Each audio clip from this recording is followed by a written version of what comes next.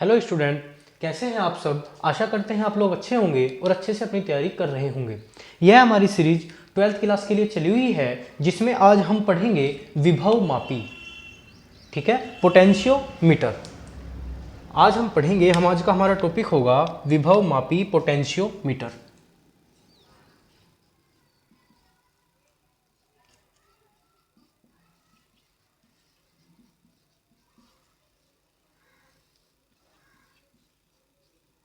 क्या होता है हमारा विभव मापी पोटेंशियोमीटर।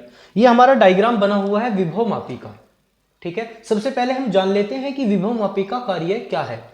किसी सेल का वैद्युत वाहक बल या किसी वैद्युत परिपथ में किन्हीं भी दो बिंदुओं के बीच विभवांतर नापने के काम आता है, या विभवांतर नापने में इसका प्रयोग किया जाता है। इसकी डेफिनेशन हम लिख लेंगे। किसी सेल का विद्युत वाहक बल या किसी वैद्युत परिपथ में किन्हीं दो बिंदुओं के बीच विभवांतर नापने में काम आता है।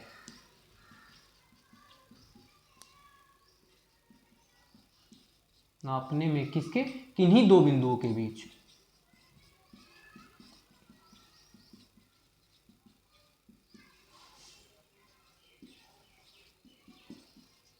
तो एक बार और सुनेंगे, क्या होता है हमारा विभव मापी। किसी सेल का वैद्युत वाहक बल या किसी वैद्युत परिपथ में किन्हीं दो बिंदुओं के बीच विभवांतर नापने के लिए जो काम लिया जाता है वो किससे लिया जाता है? विभव मापी से। अब हम पढ़ेंगे इसका प्रिंसिपल क्या होता है, इसका सिद्धांत क्या होता है। मैं बोलता रहूंगा, आप लोग लिखते रहेंगे। ठीक है, हम लिखेंगे इसमें एक लंबा ए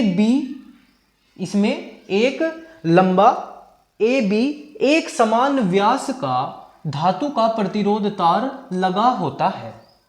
ठीक है, जिसके दोनों सिरों पर एक कुंजी, एक बैटरी और एक धारा नियंत्रक जोड़ दिया जाता है।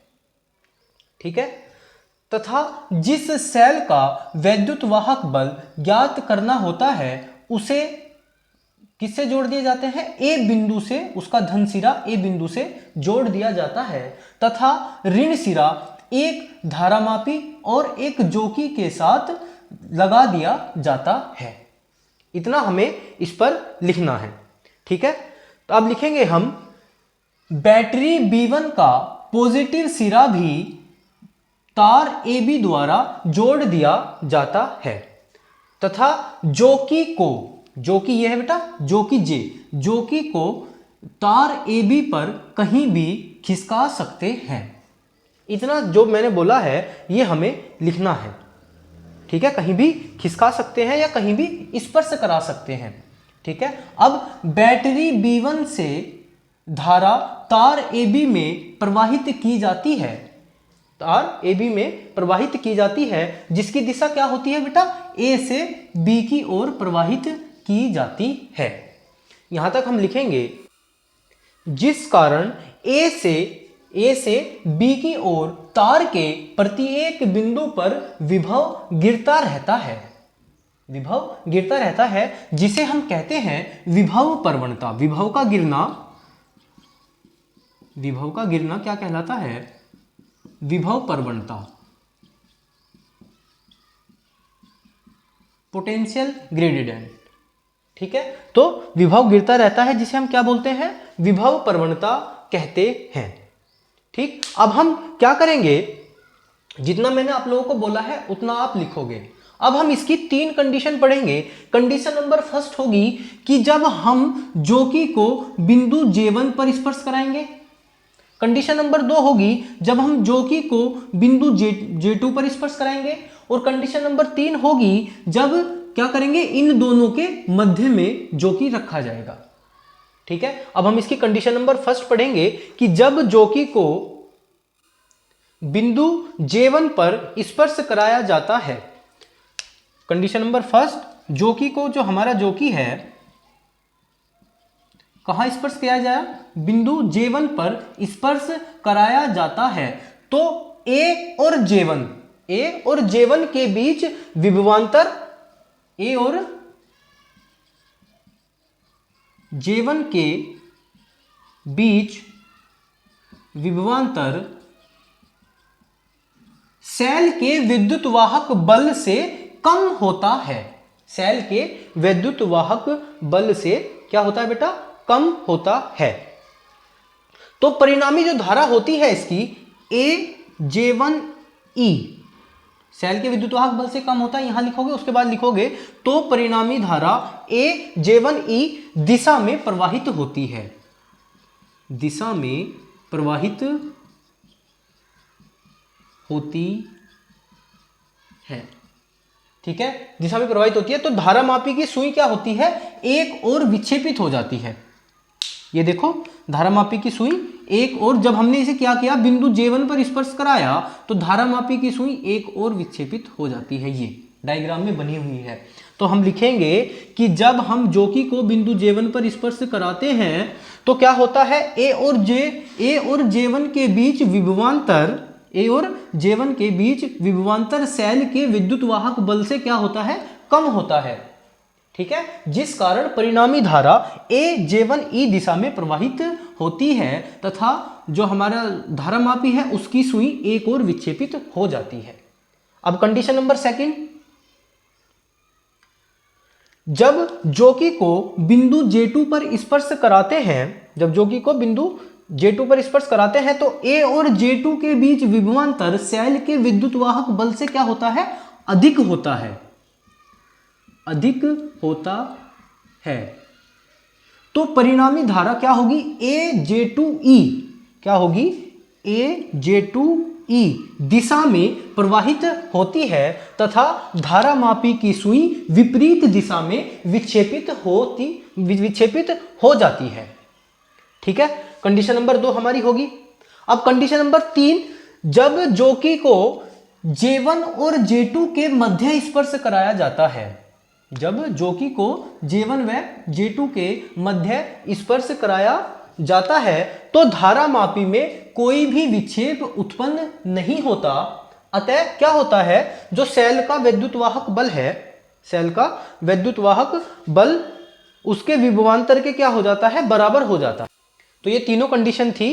कंडीशन नंबर 3 एक बार दोबारा सुन लो। जब जोकी को J1 व J2 के मध्य स्पर्श कराया जाता है तो परिपथ में कोई भी विक्षेप उत्पन्न नहीं होता।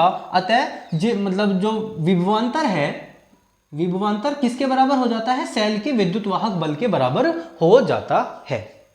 ठीक है, अब ये हमारी 3 कंडीशन है। आप लोगों को पहले लिखनी है कि विभव मापी किस काम आता है। ठीक है, अब उसके बाद आप लोगों को पूरी इसकी कंस्ट्रक्शन लिखनी है, इसका सिद्धांत लिखना है। सिद्धांत लिखने के बाद आप क्या करोगे? इसकी जो तीनों कंडीशन है, जो मैंने जोकी को जब हम J1 पर स्पर्श कराएंगे तो जो हमारी सुई है वो एक तरफ विक्षेपित हो जाएगी, जब J2 पर स्पर्श कराएंगे तो विपरीत दिशा में विक्षेपित होगी, और जब हम दोनों के मध्य कराएंगे तो हमारा विभवांतर विद्युत वाहक बल के बराबर होगा। ठीक है, अब हम करेंगे कि यदि इस परिपथ में बहने वाली धारा क्या हो? I हो, है ना, परिपथ में जो धारा बह रही है वो I हो, और इस जो तार की लंबाई है वो कितनी हो? 1 सेंटीमीटर। ठीक, तब इसकी लंबाई का जो प्रतिरोध होगा वो कितना होगा? रो। ठीक है, तो हम इसे लिखेंगे कि K बराबर, इसकी जो विभव प्रवणता होगी वो फिर होगी K बराबर I रो। जितनी मैंने बोली है, यदि इस परिपथ में I धारा प्रवाहित हो रही है और इस तार की लंबाई 1 सेंटीमीटर है, तब इसकी क्या होगी? प्रतिरोध, लंबाई का प्रतिरोध कितना होगा? रो। तो इसकी विभव प्रवणता होगी K बराबर I रो। ठीक है, अब हम आगे पढ़ेंगे इसकी। यदि तार की लंबाई भी कैसी? यदि तार की लंबाई भाग कौन सा? A और J के बीच। यदि तार की जो लंबाई है A और J की, ठीक है, वो कितनी हो? L centimetre. ठीक है, वो कितनी होनी चाहिए? L सेंटीमीटर हो, तथा A और J के बीच विभवांतर कितना हो? V। A और J के बीच जो विभवांतर कितना हो? G। तो फिर वो क्या होगा? V equal to KL।